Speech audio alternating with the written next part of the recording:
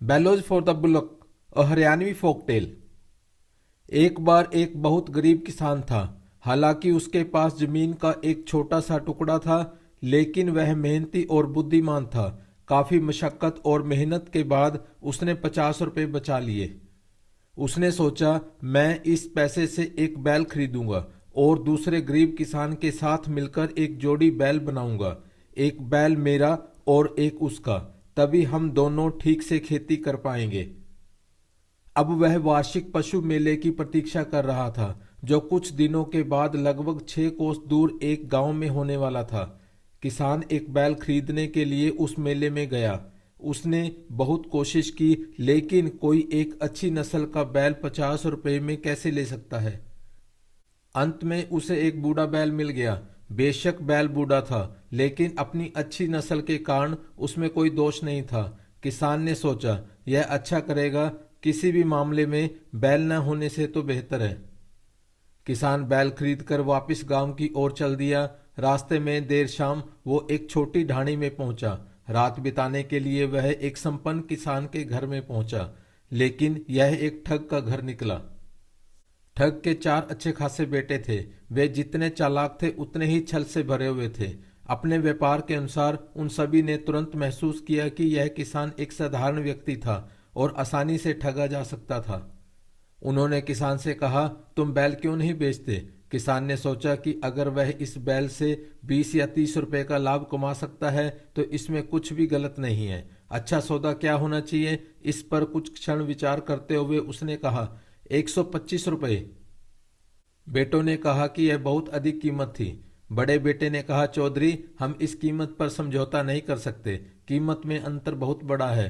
तो क्या करें, किसान ने पूछा। एक अन्य पुत्र ने कहा, चलो किसी बुद्धिमान बूढ़े को अपना पंच बनाते हैं। किसान ने श्रद्धा से बूढ़े व्यक्ति को कहा, ताऊ, तुम हमारे बड़े हो, तुम बुद्धिमान और अनुभवी हो। हम सभी जीवन की कठिन परिस्थितियों से बाहर निकलने में हमारी मदद करने के लिए आप जैसे लोगों की ओर देखते हैं। आप जो भी कीमत सुझा सकते हैं मैं स्वीकार करूंगा और हम भी मान लेंगे। चारों बेटों ने एक स्वर में कहा। अपने आप को अपने चारों बेटों से अलग दिखाते हुए बूढ़ा ठग शुरू हुआ।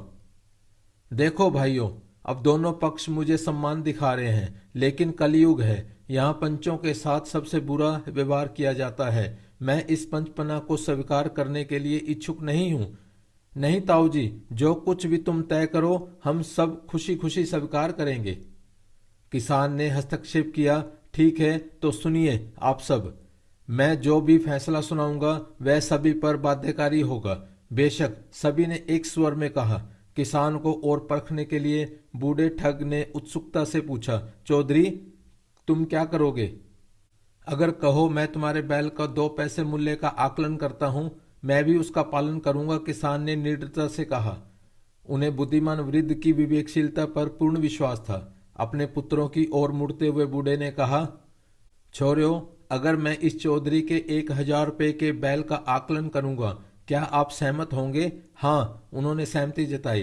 तब तो ठीक है, अब मैं न्याय कर सकता हूं। यह कहकर बूढ़ा खाट से उठा और बैल के चारों ओर से देखने लगा, मानो बहुत ध्यान से उसकी जांच कर रहा हो। दांतों की गिनती की, पूंछ को घुमाया और अपने हाथों को उसकी पीठ और पेट पर इधर उधर घुमाया। किसान ने सोचा कि ताऊ का आकलन निश्चित रूप से ही उस कीमत से कुछ अधिक होगा जिस पर उसने जानवर खरीदा था। बैल की गहन जांच के बाद बूढ़ा ठग वापस अपनी खाट पर आ गया। किसान उसे उत्सुकता से देख रहा था। बूढ़े ठग ने किसान को कहा, प्रिय चौधरी, तुम्हारा ढांडा 2.5 रुपए का है। किसान सुनकर हक्का बक्का रह गया। उसे लगा कि उसके साथ धोखा हुआ है, लेकिन अब क्या किया जा सकता था। वह अपने ही वचन से बंधा हुआ था। मजबूरी में उसने बैल की कीमत के 2.5 रुपए स्वीकार किए और फिर वह अपने गांव चला गया। जब वह घर पहुंचा तो चौधरी ने पूछा, क्या तुमने कोई बैल नहीं खरीदा। मैंने एक खरीदा था, लेकिन रास्ते में धोखा खा गया। ठगों ने मेरे मेहनत और पसीने के फल को धोखे से लूट लिया, चौधरी ने शोकग्रस्त स्वर में कहा। चौधरी चौंक गई। आप काफी बुद्धिमान व्यक्ति हैं, आपको कैसे धोखा दिया जा सकता है। चौधरी ने उसे सारी बात बता दी। इस प्रकार की बेईमानी को पचाना बड़ा मुश्किल था। रात भर किसान करवटें बदलता रहा और सो नहीं सका। वह उन ठगों को सबक सिखाना चाहता था। अचानक उसे एक योजना सूझी और वह तुरंत एक आनंदमय नींद में सो गया। अगले दिन किसान ने अपनी पत्नी के कुछ बेहतरीन कपड़ों को एक बंडल में लपेटा और ठगों की ढाणी में जाने के लिए तैयार हो गया। कहाँ जा रहे हो? चौधरी ने पूछा। ठगों के सरदार को सबक सिखाने के लिए। तुम कितने बजे तक वापस आ जाओगे? जल्दी। ठगों की ढाणी के पास एक छोटा सा जंगल था। जंगल की एकांतता में किसान ने अपनी पत्नी के कपड़ों को डाल लिया और खुद को आभूषणों से अलंकृत कर लिया। वह फरिश्ते जैसी सुंदर लगने लगी। इस पोशाक में वह ठगों के आंगन में पहुंची। अपने घर में एक महिला को पाकर बूढ़ा और उसके चारों बेटे बहुत खुश हुए। किसी भी बेटे की शादी नहीं हुई थी। अपनी बेटी को ठगों के घर में कौन भेजेगा? घूंघट में लिपटा चेहरा औरत रो रही थी। उसने अपना दुख प्रकट किया। मुझे मेरे पति ने घर से निकाल दिया है और अब मेरे पास इस विशाल दुनिया में जाने के लिए कोई जगह नहीं है। बड़े बेटे ने कहा, तुम परेशान क्यों हो? इसे अपना घर समझो। लेकिन मैं यहाँ कैसे रह सकती हूँ? बड़े बेटे ने कहा, मुझसे शादी करो। और बाकी तीनों एक साथ बोले, वह तुमसे शादी क्यों करे? क्या हम बदसूरत हैं? इसको लेकर भाइयों में विवाद हो गया। किसी ने पिता को मध्यस्थता करने के लिए नहीं कहा। वे इस मामले को अनुभवी योजनाकार के पास जाने देने से डरते थे, क्योंकि निस्संदेह वह तुरंत अपना दावा पेश कर देगा। जब झगड़ा गर्मा गया तो महिला ने कहा, झगड़ा क्यों कर रहे हो? आइए मैं आपको एक परीक्षा देती हूँ। जो जीतेगा वो मुझसे शादी करेगा। ठीक है, सभी ने जोर से कहा। तो सुनो, जो कोई मेरे लिए बनारसी साड़ी, सहारनपुरी आम और मिठाई शहर से सबसे पहले लाएगा, मैं उसका हो जाऊंगी। हारने का समय नहीं था। चारों शहर की ओर आगे बढ़े। इसी बीच वृद्ध की नजर महिला पर पड़ी। जब किसान को लगा कि चारों बेटे बहुत दूर चले गए हैं तो उसने झट से अंदर से दरवाजा बंद कर लिया। अपना वेश उतार कर बूढ़े ठग को पकड़ लिया। बूढ़े ठग ने किसान को पहचान लिया और महसूस किया कि क्यों किसान ने ऐसा किया था। ठग का हाथ घुमाते हुए किसान ने उसे आदेश दिया, चल खुंटे के पास। बूढ़े आदमी को खुंटे से बांधने के बाद किसान ने उसे एक कोने में मिले एक चरवाहे के लठ से पीटना शुरू कर दिया। वह बूढ़े ठग को पीटता, रुकता और पूछता, क्यों बूढ़े, क्या मेरा ढांढा ढाई का? रोते बिलखते मरोड़ते चिल्लाते बूढ़ा ठग फुसफुसाया, मुझे माफ कर दो, मुझे छोड़ दो। किसान ने पूछा, मुझे बताओ तुमने खजाना कहाँ छिपाया है? अब ठग सब कुछ न बताने की हिम्मत नहीं कर सकता था। उसने घर में छिपे पैसों के ठिकाने का खुलासा किया। किसान ने खजाना लिया और अपने बंडल में डाल दिया और तुरंत अपने गांव की ओर चला गया। पूरे 500 मिले। बेशक उसे पैसे मिल गए, लेकिन बदला लेने की उसकी प्यास अभी तक नहीं बुझी थी। उनका गुस्सा कम नहीं हुआ। जब बेटे घर पहुंचे तो उन्होंने अपने पिता को बंधे हुए पाया। बूढ़े ने विलाप और कराहते हुए जो कुछ हुआ था वो सब कुछ बता दिया। वे हंगामा करते रह गए। वे क्या कर सकते थे? अगले दिन एक हकीम ढाणी पर आया। यह फिर से किसान था, अच्छी तरह से बदले हुए भेष में। बूढ़े ठग को हकीम के बारे में पता चला और उसने याचना की, मेरे शरीर की एक भी हड्डी उस आदमी की मार से नहीं बची है। अगर और कुछ नहीं तो कम से कम उस हकीम को मुझे बाम और पट्टियां देने के लिए कहो। उन्होंने हकीम को बुलाया। हकीम ने बूढ़े आदमी को ठीक वहीं छुआ जहां उसके शरीर में सबसे ज्यादा चोट लगी थी। उसने कहा, मैं एक महान गुरु का सच्चे शिष्य हूं। मुझे पता है ताऊ तुम्हें कहाँ चोट लगी है। वह जो भी था वह किसी न किसी तरह का कसाई रहा होगा। उसने मेरे बूढ़े शरीर की भी परवाह नहीं की और अच्छी खासी पिटाई की। हकीम ने कहा कि इससे कोई फर्क नहीं पड़ता, मैं सब कुछ संभाल लूंगा। हकीम को उसकी नब्ज महसूस हुई। हकीम ने उसके घायल शरीर को छुआ तो बूढ़ा दर्द से कराह उठा। किसान ने कुछ देर सोचने का ढोंग करने के बाद कहा, 4 तरह की जड़ी बूटियों की जरूरत है।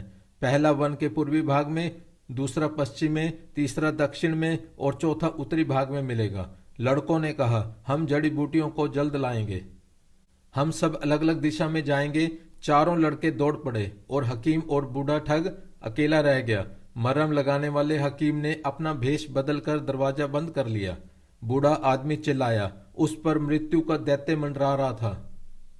किसान ने चौड़ी मुस्कान के साथ कहा, चल चल खुंटे के पास। किसान ठग को घसीटकर चल खुंटे के पास ले गया और उसे रस्सी से बांधने के बाद अपने व्यवसाय में लग गया। ठग को अच्छी तरह से तेल लगी लाठी से पीटा। किसान ने अपना प्रश्न दोहराया। तो मेरा ढांडा ढाई का?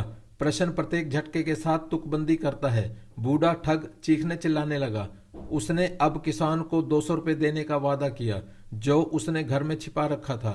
इस प्रकार खुद को और अधिक पिटाई से बचा लिया। अपने साथ पैसे लेकर किसान वहां से चला गया। जड़ी बूटियों के साथ वापस बेटों ने पाया कि उनके पिता फिर से बंधे हुए हैं। उन्होंने फिर अपनी व्यथा सुनाई। चारों बेटे फिर से झेप गए। उन्होंने किसान को मिल जाने पर वे किसान को बेरहमी से पीटने की धमकी देने लगे। दूसरी ओर किसान की ठगों को ऐसा सबक सिखाने की जिद की कि वे एक साधारण आदमी को धोखा देने के बारे में कभी सपने में भी न सोचेंगे। वह फिर से ढाणी के पास जंगल में गया और देखा कि एक मजबूत और ताकतवर पशुपालक अपने पशुओं को चरा रहा है। किसान ने उससे कहा, भाई मुझ पर एक उपकार करो, उस बूढ़े ठग के दरवाजे पर जाओ, उससे कहो मेरा ढांडा ढाई का है और भाग जाओ और यह 5 रुपए का नोट तुम्हारा है। किसान ने उसे चेतावनी दी कि बूढ़े ठग के बेटे उसका पीछा करेंगे और अगर वे उसे पकड़ लेंगे तो उसे बुरी तरह पीटा जाएगा। एक शरारत और 5 रुपए, वह और क्या चाह सकता था। जहां तक ठग के बेटों या किसी के द्वारा पकड़े जाने का सवाल है, यह केवल एक जंगली विचार हो सकता है क्योंकि वह एक बैल की ताकत और बछड़े की फुर्ती वाला किशोर था। कुछ ही समय में वह ठग के घर की दहलीज पर था और उसने देखा कि बूढ़ा ठग दरवाजे के सामने आंगन में बैठा था। उसे घूरते हुए चरवाहा चिल्लाया, ओ बूढ़े, मेरा ढांडा ढाई का है। ठग चिल्लाया, वह फिर से आ गया है, उसको पकड़ो पकड़ो। चारों पुत्रों ने उसका पीछा किया। चरवाहा जंगल की ओर उड़ गया। क्या वह पकड़ा जा सकता था? भुचक्का होना। ठग के घर में किसान था। उसने दरवाजा बंद करते हुए कहा, ओ बूढ़े, मेरा ढांडा ढाई का है। ठग ने सोचा कि अब उसकी जिंदगी खत्म हो जाएगी। किसान उन्हें यमराज अवतार के रूप में दिखाई दिए। किसान के पैरों को रोते और पकड़ते हुए उसने याचना की, मुझे माफ कर दो, मैं और मेरे बेटे कभी भी ठगी में शामिल नहीं होंगे। अपनी नाक से पृथ्वी पर रेखाएं खींचो, किसान ने आदेश दिया। बूढ़े ने बात मानी। इस बार किसान ने न तो उसे पीटा और न ही पैसे मांगे और बस चला गया। उस दिन से बूढ़ा ठग और उसके पुत्रों ने ठगी को बिल्कुल छोड़ दिया। धन्यवाद।